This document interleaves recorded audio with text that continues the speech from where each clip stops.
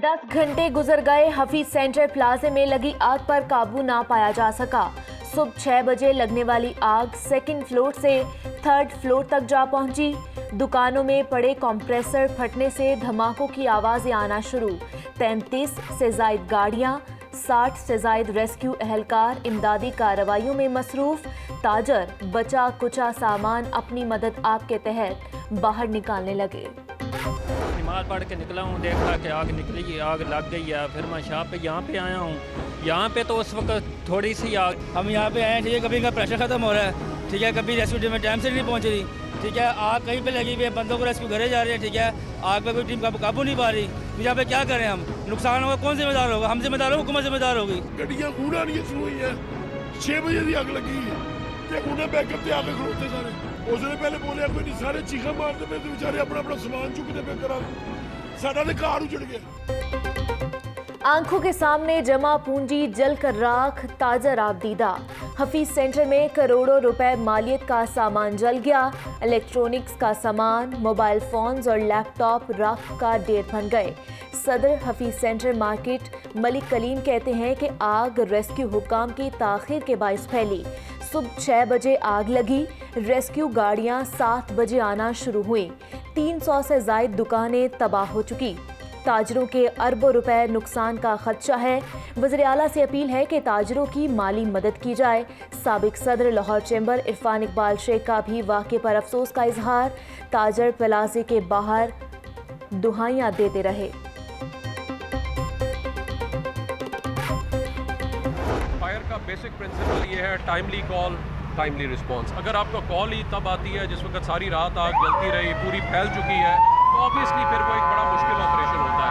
लेकिन अल्लाह ताला का शुक्र है, उसके बावजूद within few hours we been able to contain. अभी कोई एक आधी आग दोबारा से किसी आग भड़कती है किसी एक दुकान में, क्योंकि वहाँ पे मटेरियल इस किस्म के स्टोर्ड हैं, उसको हम साथ साथ कंट्रोल कर रहे हैं। डीजी रेस्क्यू ने आतिशज़दगी का जिम्मेदार ताजरों को ठहरा दिया। कहते हैं कि प्लाजे में आतिशज़दगी से बचाव के लिए नाकिस इंतजामात थे। फायर हाइड्रेंट ही फाल नहीं थे। अलार्म सिस्टम, स्प्रिंकलर्स होते तो आग पर जल्द काबू पाया जा सकता था। रात के वक्त आग लगी जो अंदर सुलगती रही। सुबह 6:11 पर रेस्क्यू को कॉल मौसूल हुई। टीमें बर वक्त पहुंची। इमारत की सेफ्टी रेस्क्यू का नहीं, इंतजामिया का काम होता है।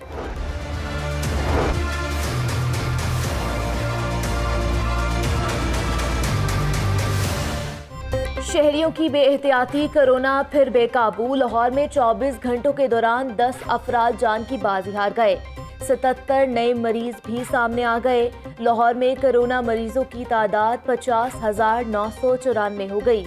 पंजाब में 134 नए केस रिपोर्ट। गुजरात 2, मुल्तान 13, साहिवाल 3, सरगोदा 6 अफराद कोरोना का शिकार हुए। शहरी हिफाजती तदाबीर इख्तियार करके खुद को महफूज बनाएं। तर्जुमान महकमा प्राइमरी एंड सेकेंडरी हेल्थ।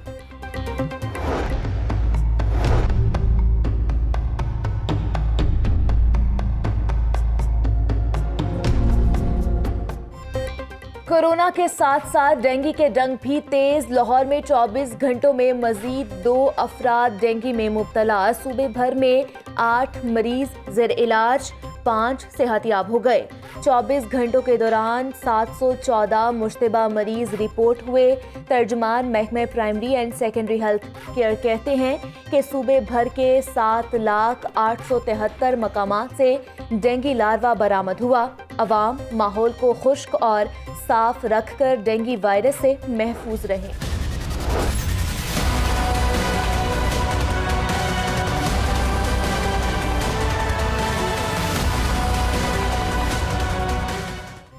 आटा चीनी की कहानी वही पुरानी। आटे की सप्लाई कुछ बेहतर, चीनी की कीमत कम ना हुई।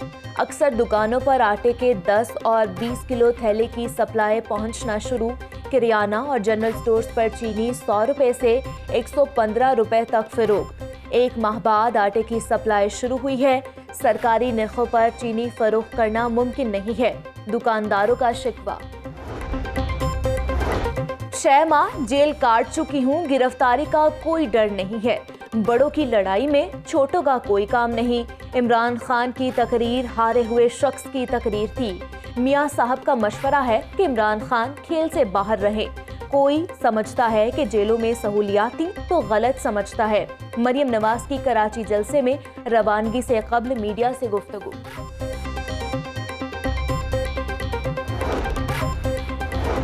चौधरी परवेज इलाही की मुस्लिम लीग नून की क़यादत पर शदीद तनकीद। कहते हैं कि आवाम को तन्हा छोड़कर भाग जाना नवाज शरीफ का वतीरा है।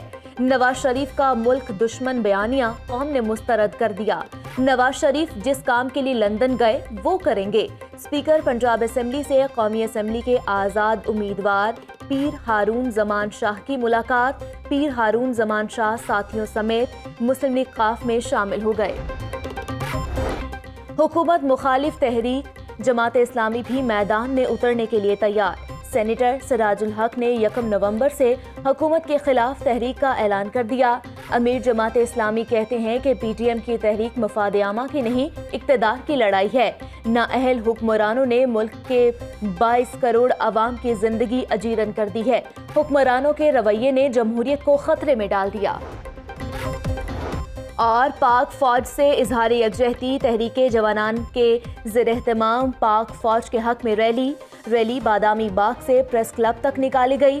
रैली की क़यादत सदर तहरीके जवानान लाहौर के सदर नज़ीर खान ने की।